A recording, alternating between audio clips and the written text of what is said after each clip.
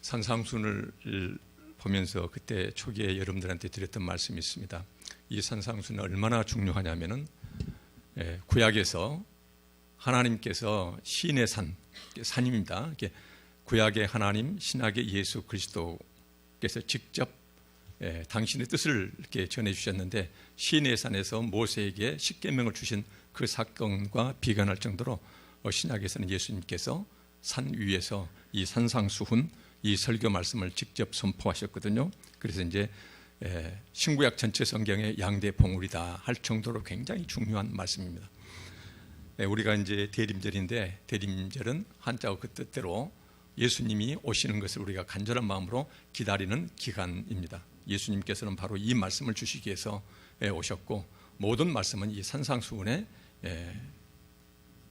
연결돼서 해석되어지는 그렇게 중요한 우리 모든 말씀의 주춧돌이 되는 그런 말씀입니다.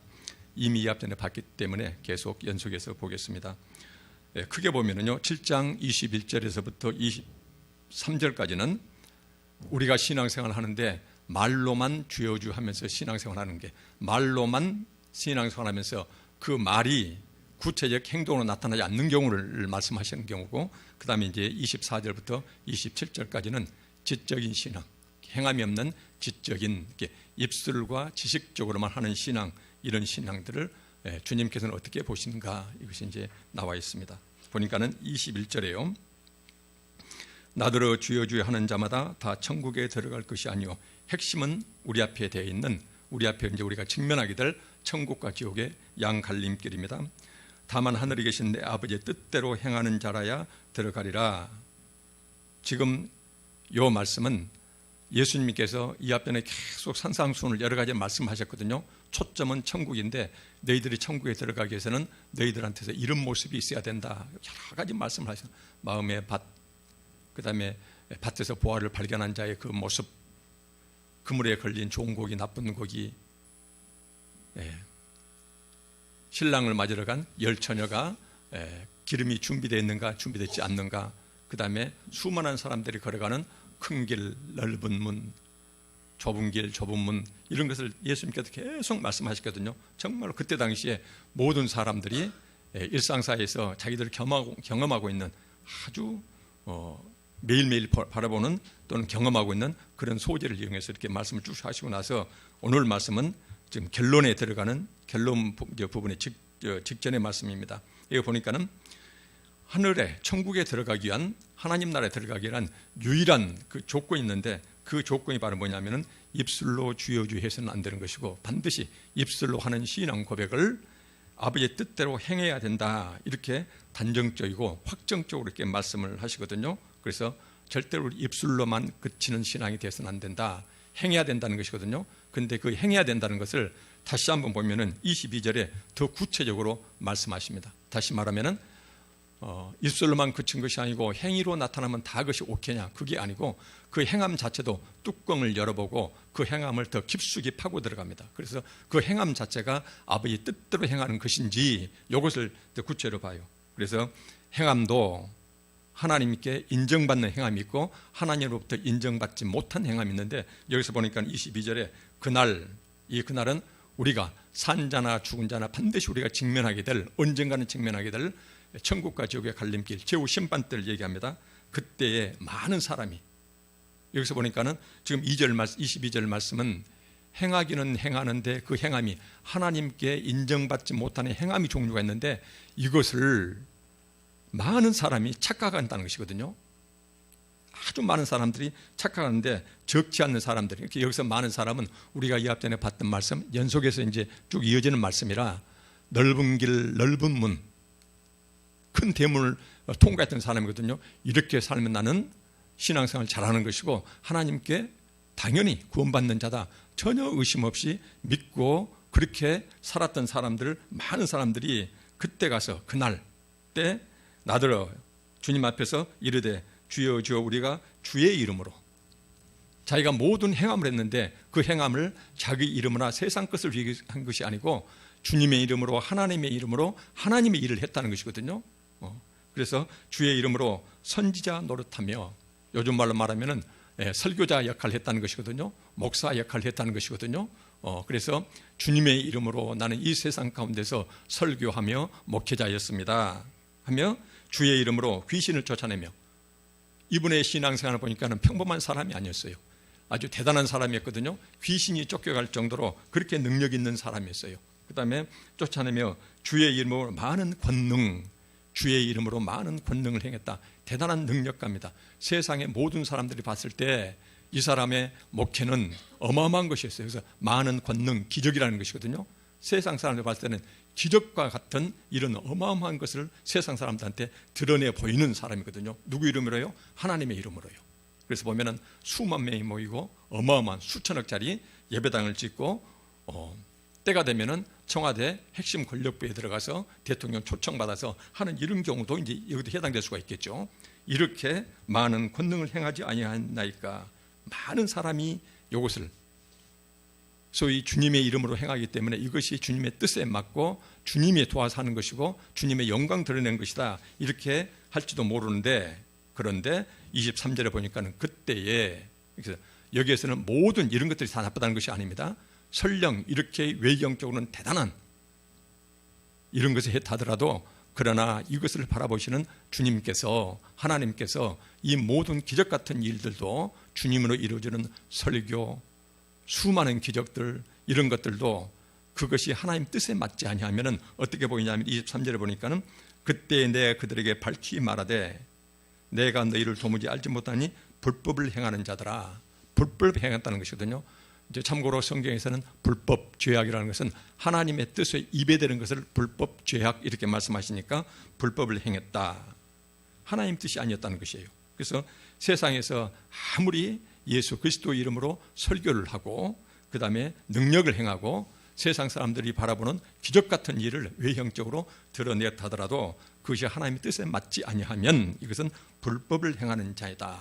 그러면서 이제 최종적으로 산상수훈의 결론을 냅니다. 그 결론이 24절에 보니까는 24절부터 27절까지는, 21절에서 23절까지는 입술로만 주여 주여 하는 자, 그 다음에 행하기는 행하는데 그 행함이 하나님의 뜻에 맞는 행함이 아니고 세상 자기 욕심, 자기 이름 드러내고 세상 이런 것들 이렇게 해가지고 아무리 세상 가운데서 많은 능력을 행했다 하더라도 불법을 행하는 자들아 나를 떠나가거라. 나는 너를 지금까지 알아본 적이 없다. 내 백성으로 내가 인정해 본 적이 없다. 이렇게 말씀하시는 하나님, 주님 말씀하시고 24절에 그러므로, 성경에서 참고로 그러므로 이것은 이제 앞뒤 맥락 속에서 앞에서 쭉 설명한 것을 중간에 이제 결론 낼 때 이제 전형적으로 쓰는 이제 이 어법이거든요. 그러므로 이제 산상수훈 전체의 결론입니다. 누구든지 나의 이 말을 듣고 행하는 자, 여기서 이제 누구든지 2000년 전 예수 그리스도의 이 산상수훈, 이 설교 말씀을 듣고 있는 당시의 회중들, 누구든지니까는 2000년을 지나서 지금 이 자리에 앉아서 우리가 기록된 성경 말씀을 바라보고 있는 우리도 똑같게 되겠죠. 그래서 누구든지 2000년 전 회중이나 그 다음에 지금 우리가 앉아있는 우리도 마찬가지입니다. 나의 이 말을 듣고, 우리는 그동안에 산상수훈을 쭉 와봤거든요. 쭉 이제 정리해 봤었는데, 나의 이 말을 듣고 귀로 듣고 행하는 자는, 삶으로 실천하는 자는 그 집을 반석에 지은 지혜로운 사람 같다. 그래서 비가 내리고 창수가 나고 바람이 불어도 그 집에 부딪힐 텐데 전혀 끄떡이 없다, 안전하다, 이렇게 말씀하고 계세요. 그래서 이제 24절부터 27절 말까지는 듣고 지식 수준으로 끝나는 이런 신앙 위험, 이런 신앙 행태의 위험성을 말씀하시면서 들었으면 반드시 행하라는 것이거든요. 그러면서 26절에 보니까는 나의 이 말을 듣고 행하지 아니하는 자는 지적 수준으로 끝내고 손발로 행하지 아니하는 자는 그 집을 모래 위에 지은 어리석은 사람 같으니 똑같이 직면합니다. 27절에 보니까는 비가 내리고 창수가 나고 바람이 불어 그 집에 부딪힘에 무너져 그 무너짐이 심하나 철저히 파괴될 것이다, 이렇게 말씀하시거든요. 참고로 여기에서 이제 산상수훈의 최종 결론으로 사용하고 계시는 이 소재는 이스라엘 나라는 굉장히 이제 이런 경사가 급하고 그 다음에 이제 건조한 땅이라 10월달, 우리 이제 태양력으로 하면 10월달과 2월달 10월 달에 이른 비고 2월 달에 늦은 비라고 그랬죠. 그때 비 오지 않고는 굉장히 가뭄이 심하거든요. 그래가지고는 특히 이 저지대 지방은 모래가 많아요. 그래서는 비가 올 때는 강물처럼 흐르는데 비만 오지 않으면은 물이 싹 말라버리니까 와디 지역이라고 그러는데 여기에서는 모래만 그냥 수북이 쌓여 있어요. 근데 이제 이 바위를 찾으려면은 이제 이스라엘 사람들은 집을 지을 때 어떻게 짓냐면요, 쉽게 어리석은 사람은 그냥 모래에다가 대충 집을 지어요. 10월달, 2월달 비가 오면은 이제 여기서 보면은 창수가 남해 홍수가 쏟아진다 그 말이거든요. 그러면 이제 이 집이 무너짐이 심하다. 근데 이 지역에서는 집을 지을 때 어떻게 집을 짓냐면 이렇게 이 말을 듣고 있는 이스라엘 백성 회중들은요, 지금 모래에 집을 짓는다고 그러면 처음부터 고개를 까딱까딱해요. 그냥 그 사람은 진짜 미련한 사람이거든요.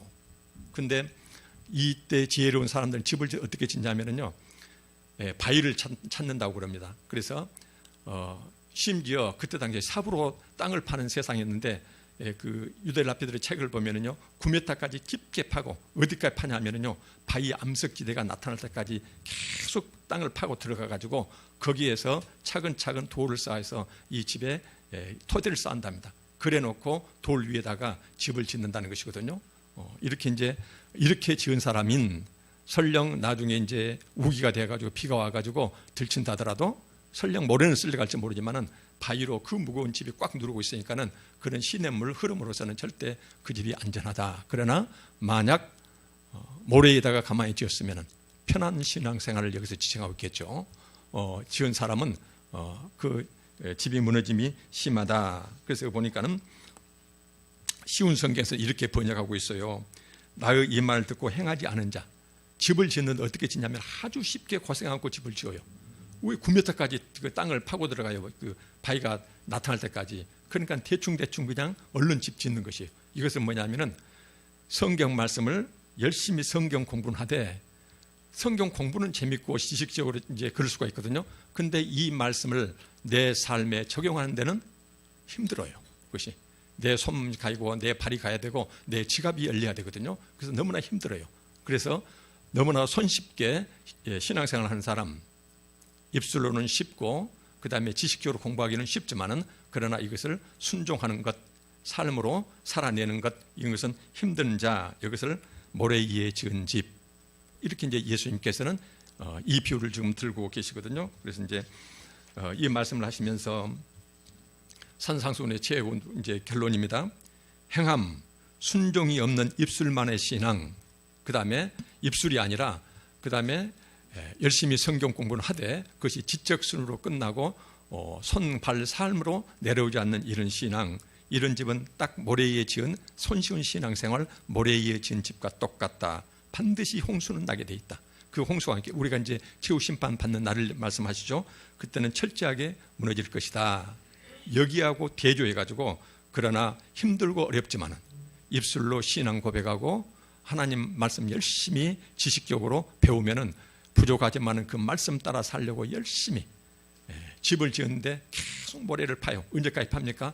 부족하지만은 바위가 나타날 때까지 계속 이 토대를 쌓는 파고 들어가는 이런 식의 힘들고 어려운 신앙생활 하는 자, 이런 자는 반석 위에 지은 자 무너지지 않는다. 그래서 하나님 뜻대로 순종하는 이런 삶은 구원에서 흔들리지 않을 것이다. 이 말씀이 예수님께서 최후 산상수훈 결론으로 말씀하시는 것이거든요.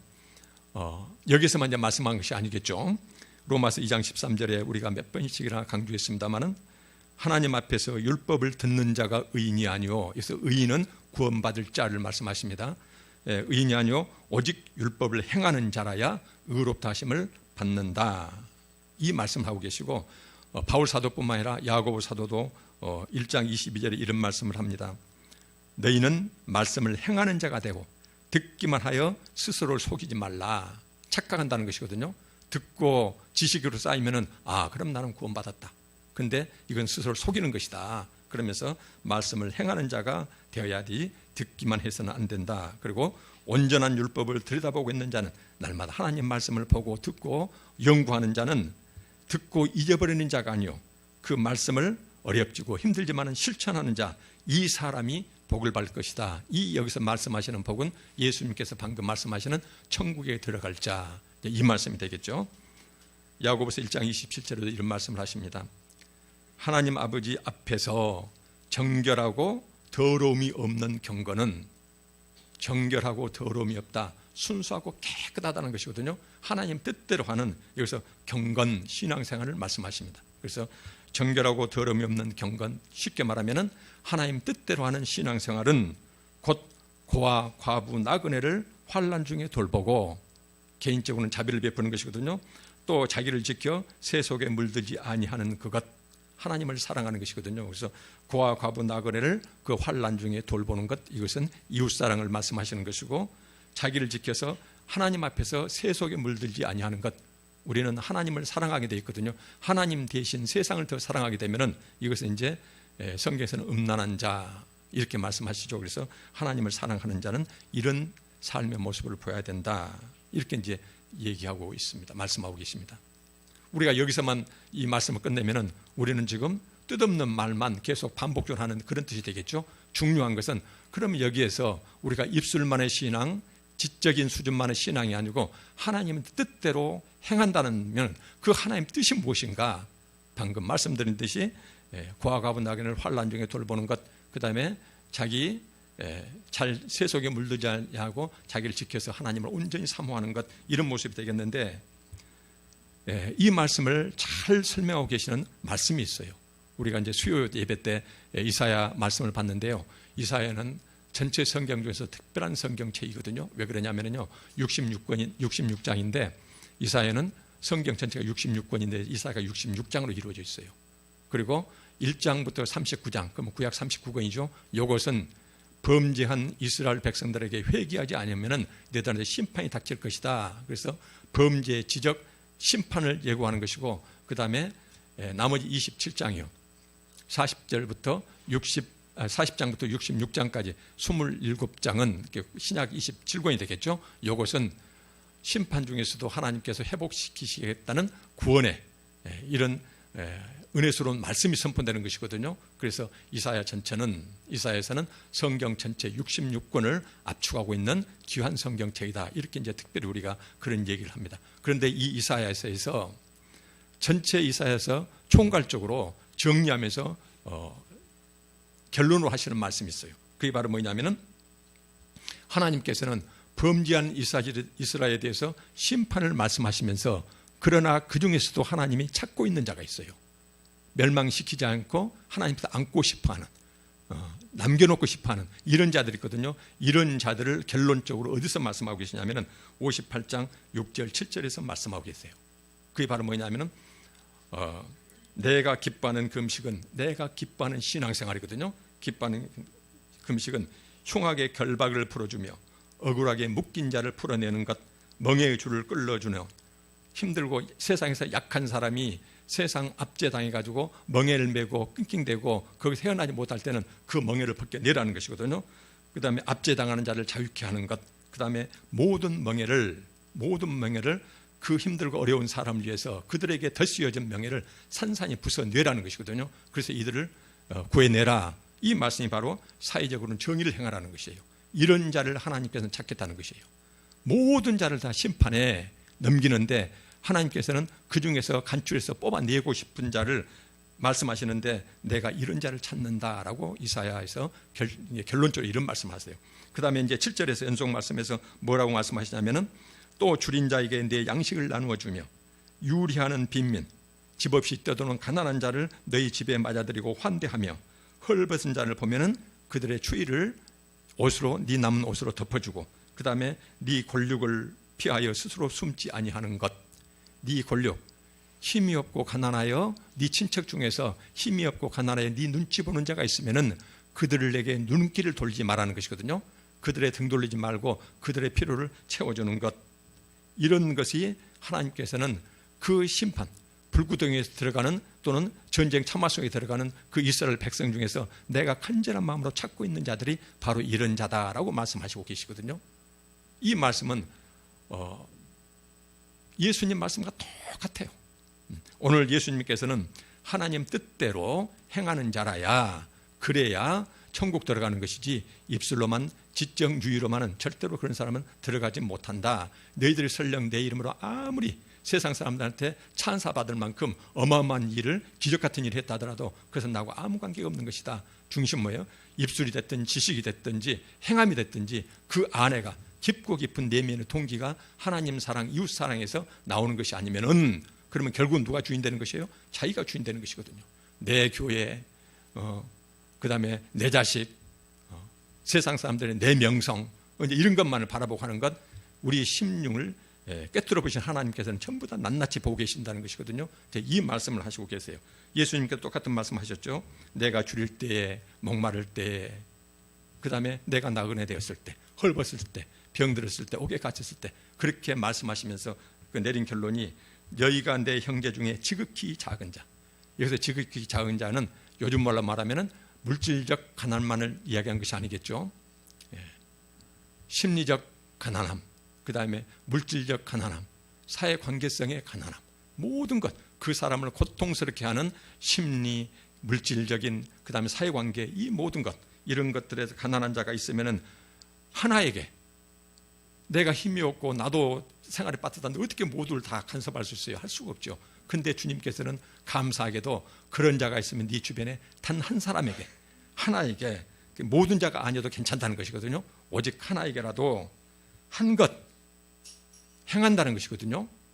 그래서 다시 한번 말씀드리면 심리적으로, 물질적으로, 사회관계적으로 힘들고 어려운 사람이 있으면 다 목 간수한다 하더라도 단 한 사람이라도 내 주위가 있으면 그를 위해서 입술로만, 그 다음에 지식으로만 아는 것이 아니라 네 손과 발이 가고 그 다음에 네 지갑이 그를 향해서 열리는 것, 이렇게 한 것이 본되게 한 것이다 라고 이제 주님께서 말씀하고 계시거든요. 이것이 하나님 뜻이거든요. 그래서 오늘 산상수훈에서 예수 그리스도께서는 25장 마태복음, 내가 다시 이 세상에 올 때에 내가 이 심판잣대로 너희를 심판하겠다, 양과 염소를 가려는 유일한 심판 기준이 이것이다 라고 말씀하시거든요. 그래서 앞으로 이루어질 심판은 이 기준으로 이루어질 것입니다. 이 심판 기준을 이사야에서는 이미 시행이 됐었어요. 방금 드린 말씀대로 58장 6절 7절 사회적 정의와 개인적으로 자비를 베푸는 것, 이런 사람은 하나님께서 끝없이 찾았다고 그랬죠. 이런 사람은 이스라엘 백성들의 그때 당시 예수님 오시기 이제 약 700년 전에 이루어졌던 유대 백성들의 전쟁 심판에서 하나님 이런 자들 전부 다 구원해 내셨거든요. 그래서 똑같은 하나님 뜻, 이것은 구약에서는 이미 심판 기준으로 작동이 됐었고, 이제 앞으로 예수 그리스도가 이 세상에 오실 때 이 심판잣대로 우리를 심판하시겠다라고 이제 이렇게 말씀하고 계십니다. 지난 수요일에 했던 말씀 다시 한번 말씀드릴게요. 평생 동안 성경을 연구하는 이런 신학자들이요, 이런 신학자들이 최종 결론으로 내뱉는 말들이 있어요. 그 책에 쓰여놓은 말들이 있거든요. 프레이 베토라는 사람이 이런 말씀을 했어요. 가난한 자를 배신한 자는 그리스도를 배신한 자다.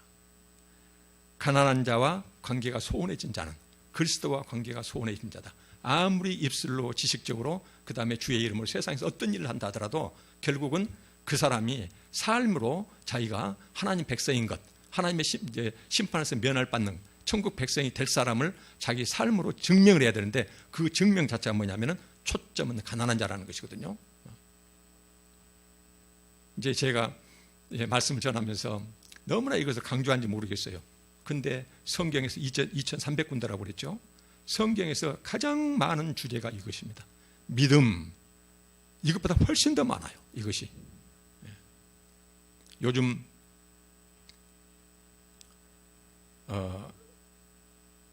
양성애자, 이성애자, 성소수자에 대해서 난리를 치고 있죠. 여기에 비하면은, 그것에 비하면 이것은 비교할 수가 없어요. 그 중차 대상이라는 것은. 이것에 대해서 우리가 등 돌리고 난 나머지를 가지고 선명성 경쟁하고 그 다음에 내부 통계 단속하고 이런 것은, 그것은 속보인 짓이에요. 그것이 틀렸다는 소리가 아니거든요. 정말로 중요한 것은 이런 부분들이거든요. 물론 제가 이러기 때문에 지금 말씀드린 것이 아니에요. 저도 이 말씀 앞에서는 여러분과 똑같은 입장이거든요. 저도 두려워요. 이런 말씀하면 보면은. 근데 주님께서 하신 말씀이면은 우리가 두렵고 힘들더라도 주님께 하신 말씀 가는 곳까지 가고, 그 말씀에 자기 자신 비춰보면서 힘들고 어렵더라도 그 앞에서 벌벌 떠는 것이거든요. 그것이 하나님의 은혜라고 그래요. 그래서 이제 베네딕토 16세라는 이분은 이런 말씀을 했습니다. 이웃에게 눈을 감는 자는 하나님도 볼 수 없는 사람이다, 이런 얘기를 해요. 그래서 유명한 신학자들, 좋은 책이랄지 평생을 하나님 믿고 살았던 이런 사람들이 최후 결론 한마디로 이해하면 신앙이란 이런 것이다 라고 얘기를 하거든요. 가장 타락한 종교인들은 뜬구름 입술로, 지적으로 입술로 뜬구름 잡는 천상의 얘기만 늘어놓고, 가장 건강한 신앙인은 천상의 교리를 땅으로 가지고 내려와서 그걸 가지고 바라보고 느끼고 행동하는 자다. 초점이 뭐예요? 자기 손과 팔과 지갑이 땅으로 향한다는 것이거든요. 이런 자가 건강한 신앙인이고, 가장 타락한 종교인은 입술과 지적으로 뜬구름 잡는 천국 이야기만 계속하고 있다, 하늘 이야기만 계속하고 있다, 이런 이제 자주 섞인 이런 지적들이 있게 된 것이죠. 그렇습니다. 산상수훈에서 주님께서 말씀하신 것, 겉모습만 그럴듯한 것, 세상을 속일 수 있지만 우리가 하나님을 속일 수가 없거든요. 하나님은 우리 속사람을 꿰뚫어 보시는데 보시는 거 있거든요. 네 신앙 수준이 입술로 끝나는가, 지적 유의로 끝나는지, 아니면은 행하기는 행하는데 그 행함의 내면의 깊고 깊은 동기가 하나님의 뜻에 맞는 것인지, 하나님이 이렇게 내려다보시면서 내 산상수훈 설교를 들었으면 이제는 너는 선택하라는 것이거든요. 삶으로 네 스스로를 증명하라. 너는 돌아온 탕자인가? 그 다음에 좋은 마음밭을 가진 자인가? 가라지가 아니고 하나님이 뿌리신 알곡인가? 밭에서 천국을 발견한 자가 그 천국이 너무 좋아서 모든 소유를 다 팔아서 그 밭을 샀던 사람인가? 기름이 준비된 5 처녀인가? 세상 사람이 다 가는 그 길을 마다하고 나는 구원의 좁은 문 좁은 길 가는 길인가? 이것을 쭉 말씀하시고 나서는 이제 말을 들었으면 너는 둘 중에서 어디에 속하는 것이냐? 다른 것 볼 것 없이 열매로 네 자신을 알아볼 수 있는데 네 삶으로 이것을 증명하라는 것이거든요. 네가 좋은 신앙 알곡인지 아니면 구원의 좁은 문을 통과하는 그런 사람인지를 네 입술과 지식, 네 지갑이 어디에 있는지 이것을 하나님께서는 네 삶으로 증명해 보아라 하고 이제 오늘 결론 말씀을 지은 것이거든요. 그래서 만약 그렇게 살아가는 자, 부족하지만 하나님 말씀, 이런 말씀 앞에 내 자신 노출해 보면 너무나 힘들고 어렵지만은, 그러나 삶의 방향 자체가 하나님을 향하여 부족하지만 내가 힘써서 내 손과 발과 지갑이 성경적으로 표현합니다. 구체적으로 이것이 가장 낮은 곳 그들 곁에서 조금씩 그들을 돕고 이렇게 살아가는 이런 삶의 모습이 있으면은 우리는 어쩌면은 하나님께서 말씀하시는 돌아온 탕자일 수가 있고, 좋은 마음밭을 가진 사람일 수가 있고, 알곡신앙, 천국 부활을 발견한 자의 그런 변화된 삶의 모습, 이런 자가 이제 될 수가 있겠죠. 그래서 이제 이렇게 우리가 살아가는 자는, 그러면 오늘 본문 말씀처럼 그런 자는 내가 그렇게 계속 하나님 말씀을 듣고 그 다음에 지적 수준으로 끝나는 것이 아니라 말씀으로, 그 말씀을 순종하면서 내 삶으로, 대상은 내가 다시 그 사람들한테 되돌려받을 수 없는 힘들고 어렵게 살아가는 사람들한테 내가 그렇게 애써서 순종하며 살아가면은, 그러면은 내 천국 집이, 나는 계속 모래 속에다가 말하자면 기초를 파고 들어간 사람이라는 것이거든요. 힘들고 어렵지만은 모래를 계속 파고 들어가면서 바위가 나타날 때까지 내 신앙, 내 천국 행에 토대를 쌓아가는 그런 사람에 해당되는 것이다 라고 오늘 주님께서 말씀하십니다. 그래서 산상수훈의 최후 결론은 바로 뭐냐면은, 내가 내 앞에 천국 가는 길을, 그 다음에 지옥으로 가는 길 두 가지를 아주 쉽게 네 눈에 보이는 것으로 쭉 설명했는데, 그러나 네가 어떤 자인가는 삶의 모습으로 네 스스로 증명해야 된다라고 이렇게 주님께서 말씀하십니다. 아까 말씀드렸지만은 주님께서는 바로 이 말씀을 하시기 위해서 이 세상에 내려오셨거든요. 그래서 우리가 힘들고 어렵지만은 이 말씀을 우리가 내 삶에 적용하면서 열심히 살아가 보게 해요. 우리가 어떻게 산상수훈을 다 지키겠습니까? 다 지킬 수가 없어요. 그런데도 하나님께서는 성경 말씀에 그런 걸 전부 다 감안하고 계시거든요. 이사야 66장 2절에 최후 결론으로 이런 말씀하고 계세요. 하나님께서 찾고 또 찾는 자가 있는데 무릇 마음이 가난하고 심령에 통회하며 하나님 말씀 앞에 내 삶을 들여놓고 보면 너무나 창피하고 해놓은 곳이 없어요. 그러니까 하나님 앞에서 마음이 가난하고 심령에 통회하며 내 말을 듣고 떠는 자, 두려워 떠는 자, 내가 그들을 내가 가슴에 안고 돌보겠다. 하나님이 간절히 찾고 찾는 자가 이런 자라는 것이거든요. 이렇게 우리가 찾아가면은 성령께서 나를 점차 조금씩 변화시켜가면서 내 신학에 근육이 생겨나서 옛날 하지 못한 일들을 점점 더 많이 순종하는 그런 삶으로 이어질 것이다. 이것이 이제 오늘 본문 말씀의 결론이 되겠습니다.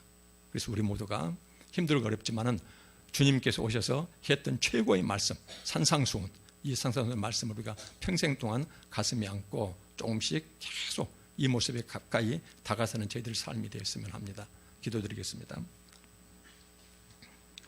아버지 하나님, 우리 모두 평생 주님께서 주신 이 산상수훈 묵상하며 자기 삶에 적용시키며 순종하며 살아갈 수 있는 힘을 주시옵소서. 예수 그리스도 이름으로 기도합니다. 아멘.